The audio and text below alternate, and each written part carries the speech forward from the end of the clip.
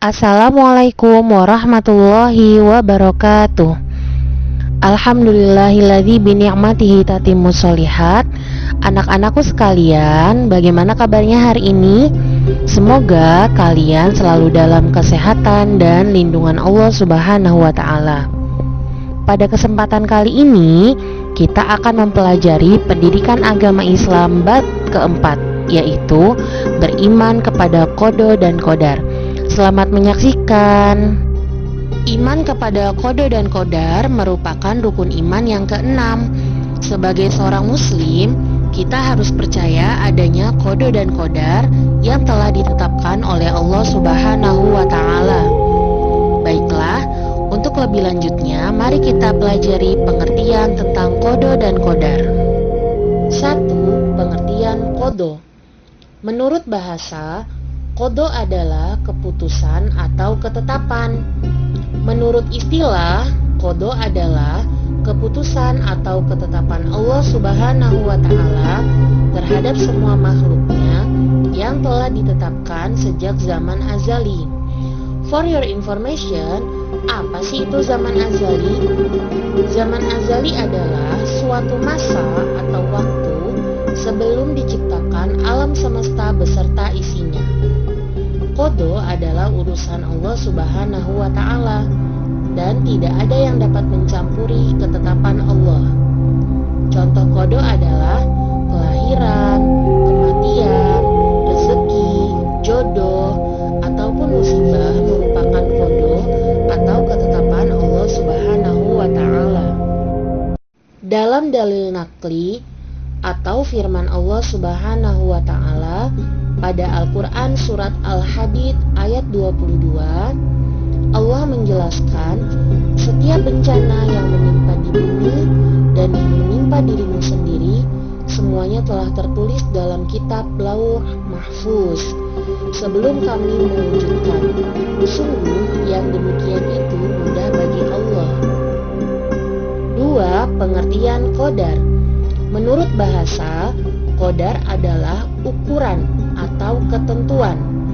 Menurut istilah, qadar adalah ukuran atau ketentuan Allah Subhanahu wa ta'ala yang telah terjadi terhadap semua makhluknya. For your information, penjelasan dari qadar ini ialah segala sesuatu yang diciptakan oleh Allah Subhanahu wa ta'ala adalah ketentuan yang disebut sunnatullah atau kehendaknya Allah Subhanahu wa ta'ala. Sebagai contoh, 1. Matahari yang terbit dari timur dan tenggelam dari barat, itu adalah ketentuannya Allah. Yang kedua, hujan yang turun hanya di sebagian tempat, itu juga sunnatullah atau kehendak Allah. Dan yang ketiga, ukuran rezeki seseorang, dan lain-lain. Dalil naqli atau firman Allah Subhanahu wa ta'ala yang menjelaskan tentang qadar ialah Al-Quran surat Al-Qamar ayat 49 yang artinya, sungguh kami menciptakan segala sesuatu menurut ukuran.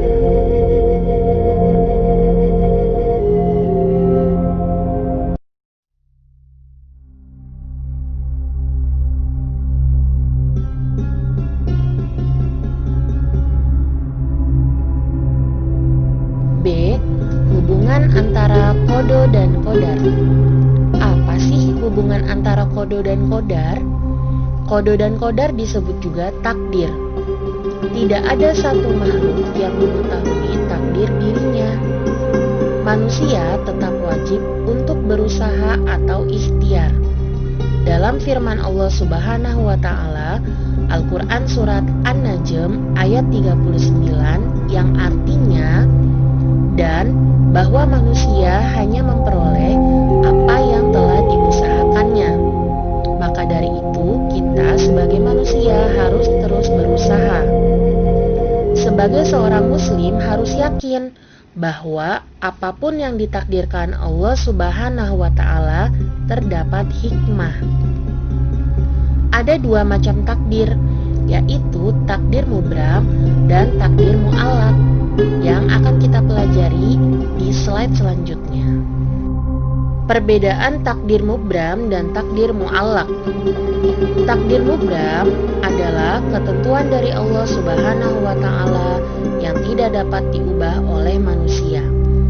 Contoh takdir mubram: 1. Terjadinya hari kiamat. 2. Lahir bayi laki-laki atau perempuan. 3. Kematian seseorang. 4. Bencana atau musibah di suatu tempat. Takdir mu'allaq ialah ketentuan Allah Subhanahu wa Ta'ala yang dapat diubah oleh manusia dengan cara usaha atau ikhtiar dan berdoa. Contoh takdir mu'allaq: 1. Seseorang dapat menjadi pandai apabila rajin belajar. 2. Seseorang dapat menjadi penghafal Al-Quran apabila rajin menghafal. 3. Seseorang dapat memiliki rezeki yang banyak apabila rajin berusaha dan bekerja keras. C. Beriman kepada qada dan qadar dalam kehidupan sehari-hari. Dalam kehidupan sehari-hari, cara beriman kepada qada dan qadar adalah dengan sebagai berikut. 1. Rajin beribadah kepada Allah Subhanahu wa Ta'ala. 2. Belajar atau bekerja sepenuh hati. 3. Menerima ketetapan Allah Subhanahu wa Ta'ala dengan lapang dada. 4. Belajar dengan sungguh-sungguh agar pandai. 5. Selalu meningkatkan potensi diri. 6. Berprasangka baik atas semua takdir Allah Subhanahu wa Ta'ala. D. Hikmah beriman kepada qada dan qadar.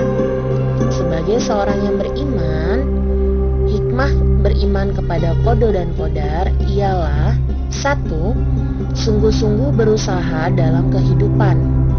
2. Sabar dalam menghadapi cobaan. 3. Senantiasa selalu berserah diri atau tawakal. Alhamdulillah, materi pada bab 4 kali ini sudah kita selesaikan bersama. Silahkan kalian tulis di kolom komentar channel ini ya. Tulislah, Alhamdulillah saya, tulis nama kamu, kelas 6, tuliskan nama kelas kalian, sudah menonton materi PAI dari awal sampai akhir. Semoga materi yang kalian pelajari pada kali ini dapat bermanfaat untuk kehidupan kalian. Thanks for watching. Silakan tekan tombol like dan subscribe agar channel ini dapat terus menyampaikan materi-materi dengan semangat. Wassalamualaikum warahmatullahi wabarakatuh.